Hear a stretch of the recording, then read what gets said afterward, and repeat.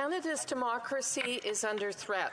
Its citizens and its institutions of governance are under threat, and this is a serious moment in our history as a nation. Canada has been under threat before and fought for its place among the family of nations that believe in peace, stability, the rule of law, and protection of the citizens from adversaries within and without.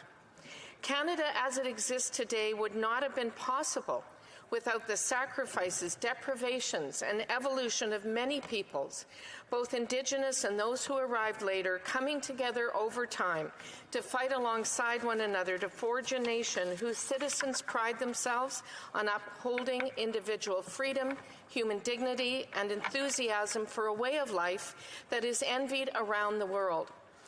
As Winston Churchill famously said, and I quote, "No one pretends that democracy is perfect and all-wise.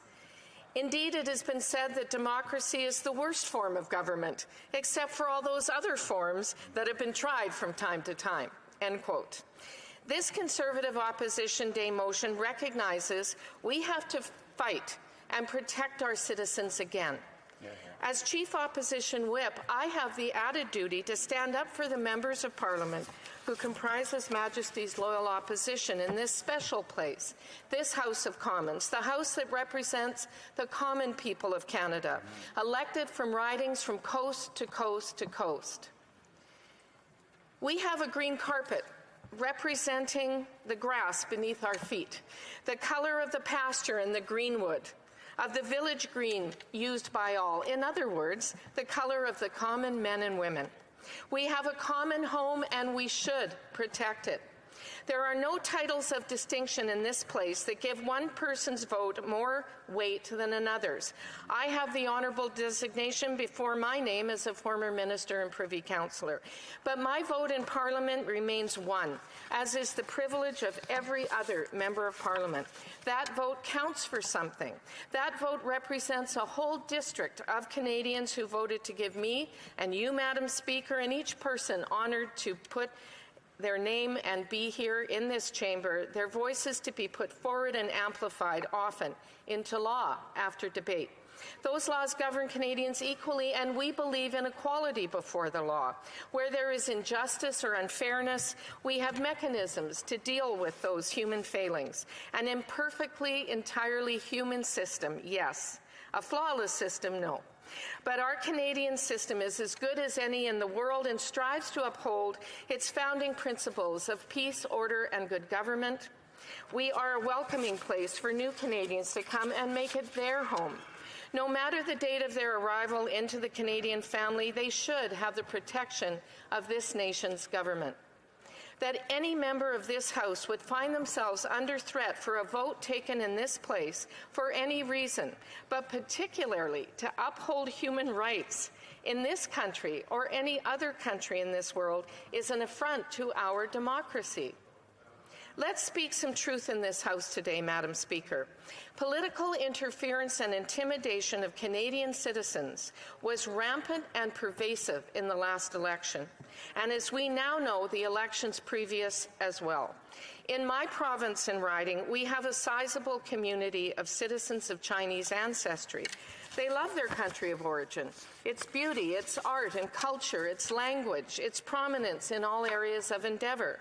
They have enriched Canada in all aspects of life, the arts, literature, music, academia, business, and yes, even politics. We are all better for their contributions to this land and leadership.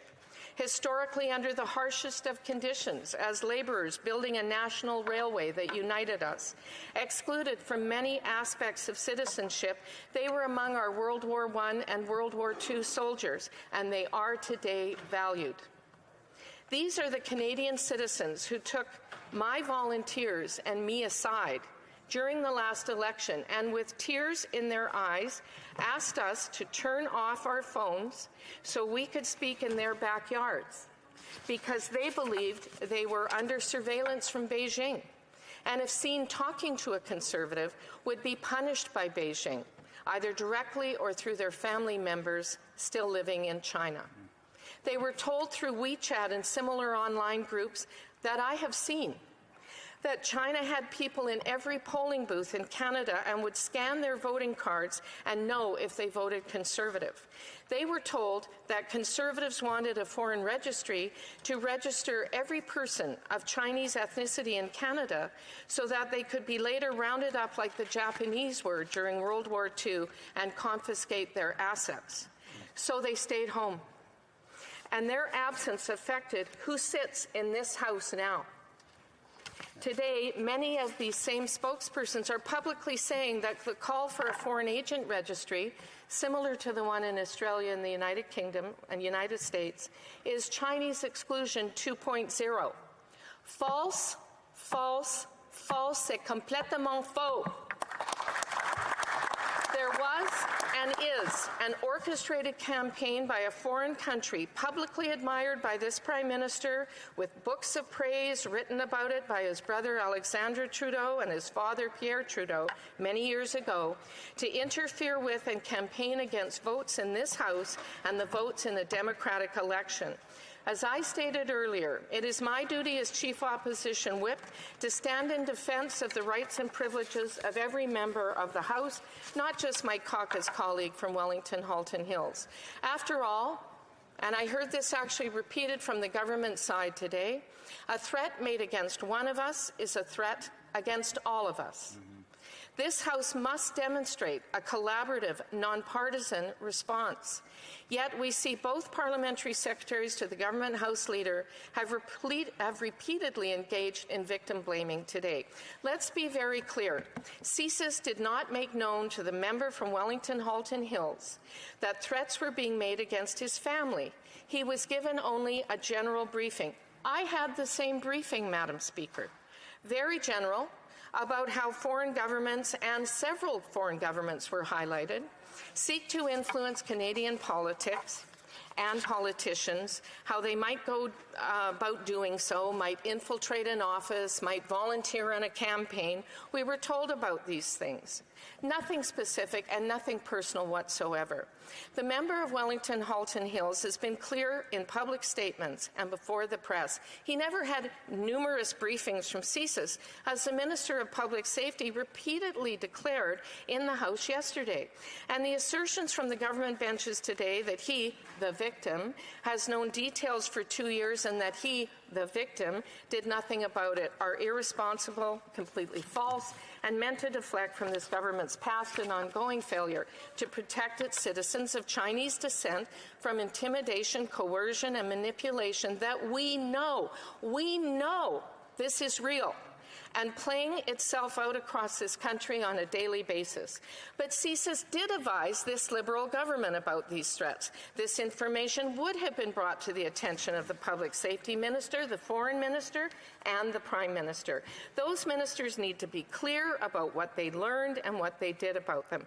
To say nothing, as the Minister for Public Safety and Foreign Minister did previously in this House, or for the Prime Minister to tell us scrum yesterday, he just learned about it through the news, is a dereliction of the duties to protect the citizens of this country, both writ large and the privileges of the members of this House. And as the member just stated, it is a dereliction of the duty to put into place the mechanisms that would make sure that those people knew. Who else are Canadians to turn to?